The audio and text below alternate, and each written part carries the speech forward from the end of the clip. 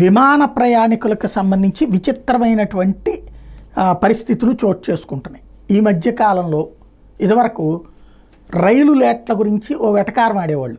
నువ్వు ఎక్కాల్సిన రైలు జీవితకాలం లేటని. ఈ రైళ్ల ఆలస్యాల బాధపడలేక ఆ రైల్లో ఫస్ట్ క్లాస్ ఛార్జీలైన ఒకటే, విమానంలో ఫస్ట్ క్లాస్ ఛార్జీలే, విమానంలో సహజంగా ఛార్జీలు ఒకటే, ఇంకా వేగంగా వెళ్ళొచ్చని విమానాలకు వెళ్తాయి. ఈ మధ్యన విమానాల ఆలస్యాలు ఎక్కువైపోతున్నాయి.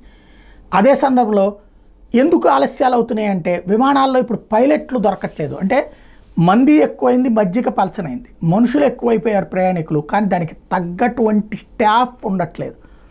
వాళ్ళు జీతాలకు సంబంధించి అంతర్జాతీయ పరిస్థితులలో ఇతర దేశాల్లో ఎట్లుంటుందో అట్లాంటిది అడుగుతున్నారు. కరోనా తర్వాత ప్రపంచ దేశాల్లో ఉన్నటువంటి అనేక మంది పైలట్లు కానీ వాళ్ళందరూ కూడా అక్కడ వాళ్ళు ఆ ఉద్యోగాలు వదిలేసి వెళ్ళిపోవడంతో ఇబ్బంది పడుతున్న చోట్ల మనోళ్ళు వెళ్ళి అక్కడ ఉద్యోగాలు సంపాదించి, దాంతో ఇక్కడ ఉన్నట్టు డొమెస్టిక్ ఫ్లైట్స్కి సిబ్బంది తక్కువైపోయారు, పైలట్లు కావచ్చు ఇతరత్ర. దాంతో ఇప్పుడు అసలు సమస్య ఏర్పడుతోంది.